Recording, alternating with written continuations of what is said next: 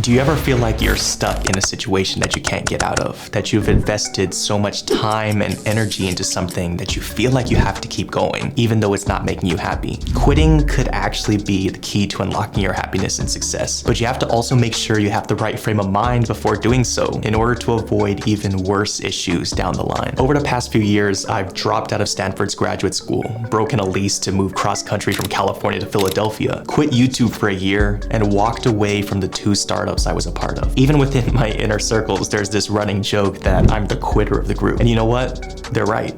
I am a quitter, but I also believe that quitting has made me a winner in my life. Each time I've quit something, I've become happier and more willing to pursue my greatest passions. In this video, I'll share my personal experiences, the benefits of quitting, how to know when to quit, and the importance of avoiding the sunk cost fallacy to embrace opportunities for growth. Most importantly, I'll explain how you should frame your mind around quitting in order to actually experience the benefits I'll be discussing today. Okay, let's get a bit personal. Every day, I have the flexibility to do pretty much whatever I want, wherever I want, and whenever I want, as long as I get my work done, of course. With my job, I have the pleasure of working with other passionate individuals who help me grow both as a leader and an engineer. I get to go to the gym almost every day, where I could be lifting weights or playing basketball with NBA players. I live with my wonderful girlfriend of over 3 years, who's my rock, best friend, and life partner. I get to share my stories and pieces of wisdom with you on this platform, which has achieved over hundreds, thousands of subscribers and hundreds of millions of views. Financially, I have a comfortable and stable income,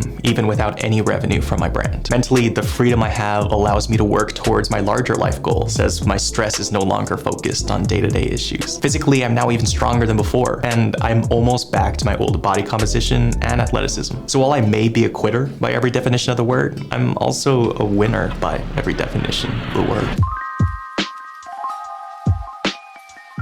Stephen Bartlett, who hosts the Diary of a CEO podcast, recently posted a thread saying, "The worst advice I read over and over again is never quit. I promise you, quitting is for winners. Knowing when to quit, change direction, leave a situation, demand more from life, give up on something that you know isn't working and move on is as important a skill that people who win in life all seem to have. You have to quit your way to the life you want." So why is quitting actually a good thing? Well, successful people quit more things to focus on the right thing. The sunk cost fallacy puts us into a negative and never-ending spiral of investing more and more sweat equity into what we're doing at the current moment. We often put so much blood, sweat, and tears into something that we feel like we might as well tough it out, that quitting would make us a failure. In other words, the sunk cost fallacy is our tendency to continue with an endeavor we've invested money, effort, or time into, even if the current costs outweigh the benefits. Despite the technical sounding name, it's a common decision-making pitfall that affects people in both their personal and professional lives. I've seen loved ones experience this by enduring graduate school years after realizing it wasn't for them, or continuing to feel miserable at work because they felt like they had invested too much time into the product. Quitting can provide a fresh start and change of scenery that can uplift your spirit, productivity, and motivation, and help you better orient yourself towards your future goals. Career-wise, you can seek opportunities that put you on the path to your ultimate dream job. Personally, you can seek opportunities that allow you to pursue your passions outside of work. For example, my current remote software engineering position provides me with more flexibility and reduces my stress levels. Whether you want a job that challenges you and puts you in a hardworking mindset, or you want a fulfilling job that gives you the time and mental space to pursue your other interests, new opportunities allow you to make the best decision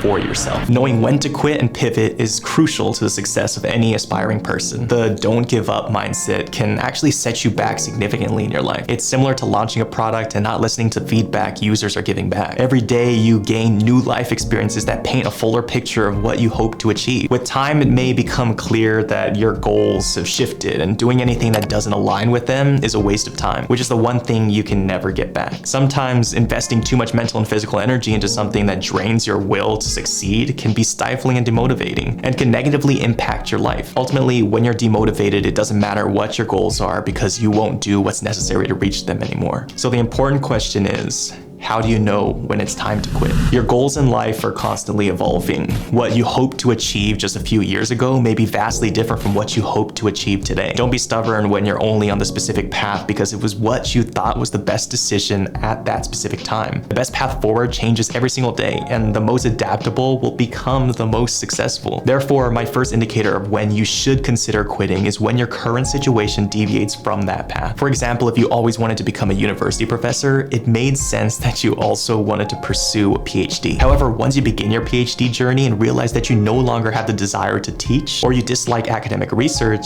alarm bells should start ringing in your head. Regardless of how many years you've invested in getting to this specific point, your goals no longer warrant further studies or research. It's now more productive to focus your time and energy on figuring out and aligning with whatever else it is you strive to do in the future. I believe that a job is great for a person if it does one of two things. Either the job is directly your passion and you feel the cliche that it doesn't feel like work because it's something you'd love to do anyways, or the job gives you the freedom, whether that's financially, mentally, or physically, to pursue your passions outside of work. When you don't like what you do and you aren't able to do what you want to do outside of work, I would have the opinion that the job or situation isn't for you, and I'd recommend quitting. My next big indicator for knowing when to quit applies to situations like work, school, and even relationships. When a situation leads you to continually being self-critical and crushing your self-esteem, it's an important time to take a step back and examine what's happening. What could be happening is a fundamental disconnect in expectations or core values. Personally, my biggest signs for this are feeling like nothing you do is ever enough. No matter how much you go above and beyond, validation and respect are not received from the other party. This disconnection could be dangerous because it may lead you to build resentment and pull back. And pulling back could be a slippery slope that strips you of any motivation you have. So taking a moment to notice and acknowledge these indicators could save you time and prevent you from losing confidence in yourself and your abilities. In my experience, intentionally quitting has often led me to something greater and more fulfilling. Quitting is not a sign of weakness, but rather a strategic decision to redirect your efforts towards a more optimal path. Giving up, on the other hand, is a defeatist attitude that could hinder growth and progress. Understanding the fine line between quitting and giving up is key when framing your mind around quitting. Before quitting your job, take a moment to reflect and ask yourself, is it me or the job?